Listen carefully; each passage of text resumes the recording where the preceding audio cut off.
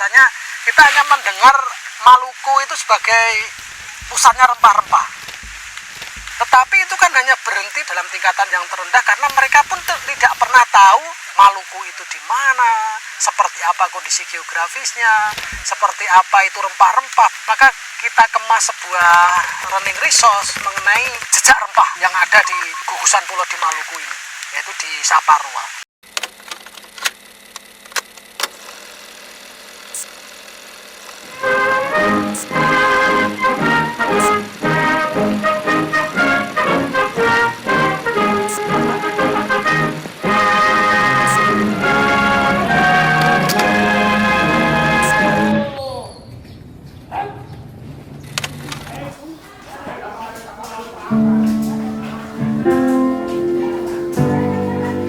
Jalur rempah adalah jalur perdagangan kuno yang membentang dari Eropa hingga Asia Tenggara.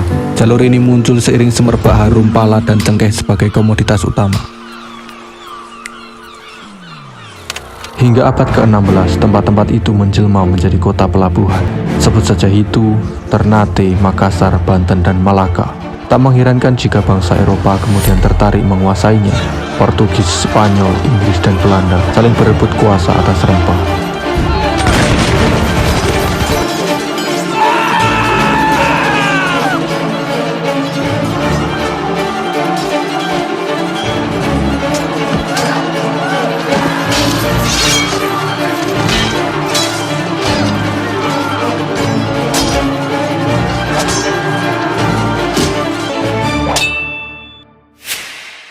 Kiranya itulah yang tertulis di buku.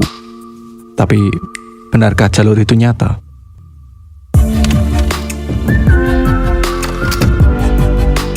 Sang surya masih terlelap dalam tidurnya.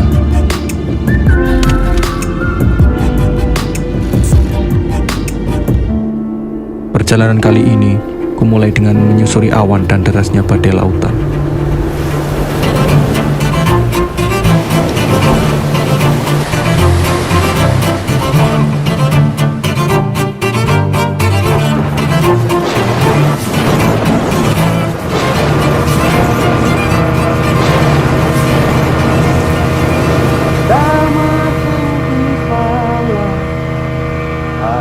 Maluku dari dulu kala, pulange mari pulang temane, pulang masuk pintu Teluk Ambone, Nusa Niwe Tanjung Alang Labuan Baja, Pasir Putih Tanjung Alang Maluku.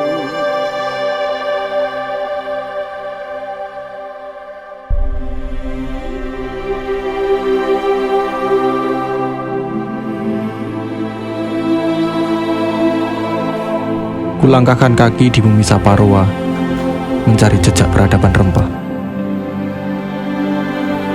Kulihat tembok tinggi dengan meriam besar kokoh, menantang ombak di atas tebing karang.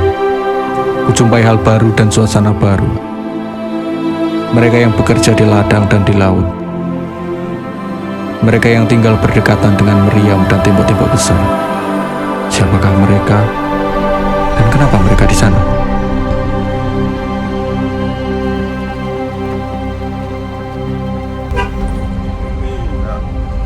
Kalau untuk asal-usul umumnya orang Saparua itu, mereka itu datang dari berbagai tempat. Salah satunya itu ada yang dari Pulau Seram, dan kebanyakan itu datangnya dari Pulau Seram. Mungkin secara letak geografis dia lebih dekat tuh.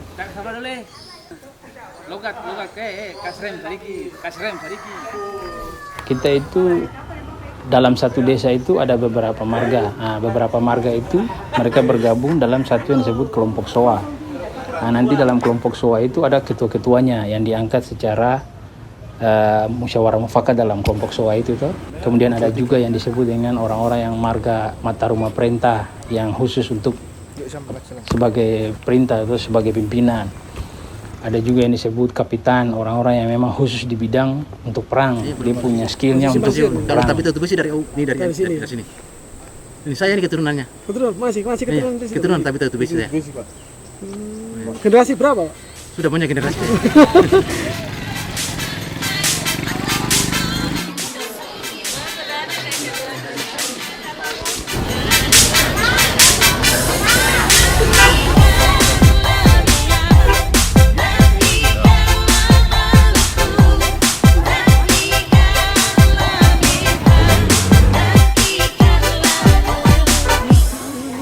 Memang kalau pertama kali lihat Pulau Saparua itu dia rumah-rumah kan di pesisir. Jadi ketika pagi-pagi masyarakat itu biasa dia ke kebun bekerja, nanti sore baru kembali. Jadi kampung itu biasa pagi sunyi karena aktivitas ke kebun. Jadi sistem mata pencarian di sini masih melaut sedikit.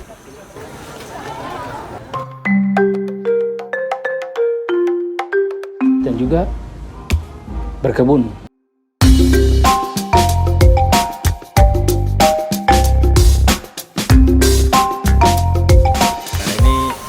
Dicari-cari oleh bangsa Eropa ya ini cengkeh. Sangat subur sekali tanamannya, daunnya hijau, rimbun, kemudian tumbuh dengan baik, tidak ada hama. Nah, ini menunjukkan bahwa di Pulau Saparua itu cocok sekali untuk ditanami cengkeh sebagai komoditas utama. Tidak heran kalau orang-orang Eropa, Portugis, Belanda ya, untuk menguasai Maluku, salah satunya di Pulau Saparua ini. Ya karena inilah.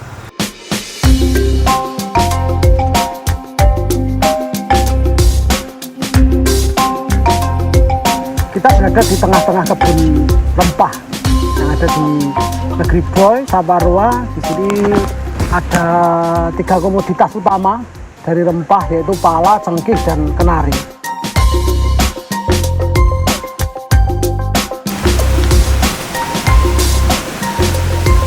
Ini pala yang sudah masak ya. Sudah masak. Dan kita mengambil yang sudah runtuh-runtuh saja.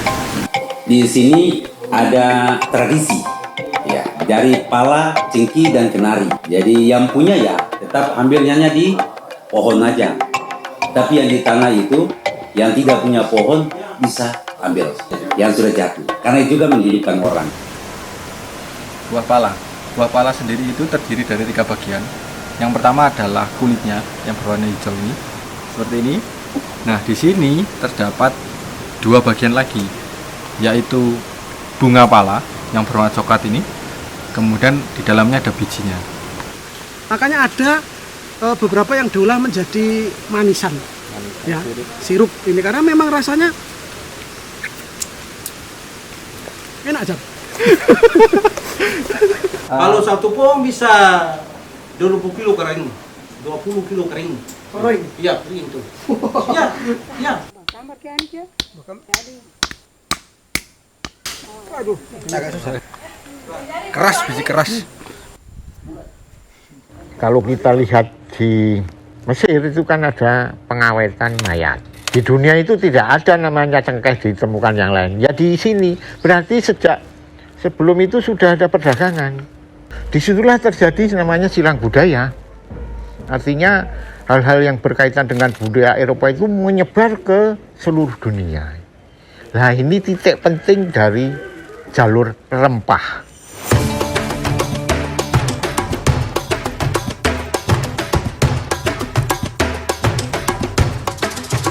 Saparua adalah pusat produksi cengkeh masa kolonial. Tapi tak hanya itu, produksi rempah juga mendatangkan silang budaya. Benteng Dorstede,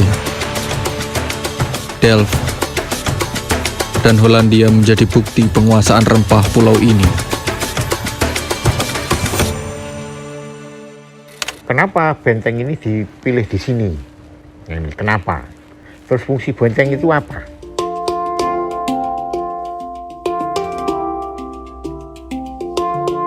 Benteng di Saparua adalah bukti jejak sejarah rempah.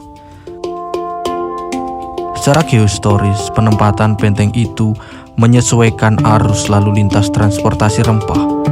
Kapal-kapal besar pengangkut rempah menuju Ambon lebih efektif menyusuri bagian selatan Kepulauan Ambon Lease. Tapi tak hanya itu, produksi rempah juga mendatangkan silang budaya, pola perumahan, jaringan jalan, kebiasaan hidup, agama dan adat yang ada saat ini adalah hasil percampuran orang Eropa dan orang lokal Saparua. Silang budaya inilah yang menjadi jejak nyata peradaban rempah yang tersohor itu.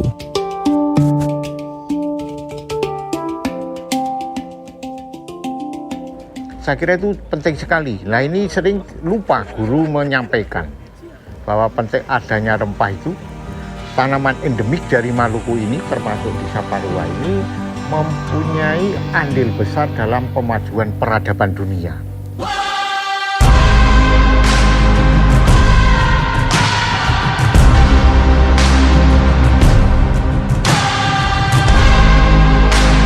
Kondisinya sudah jauh berbeda ya dari kondisi ratusan tahun silam ketika bangsa Barat datang ke sini. Tapi paling tidak dengan apa yang tersisa di sini atau yang kita kenal sebagai jejak-jejaknya, ini bisa menjadi satu pengalaman pembelajaran yang berarti bagi peserta didik untuk lebih menjiwai, lebih merasakan, dan akan nanti akan ada tumbuh rasa untuk bangga dan memiliki.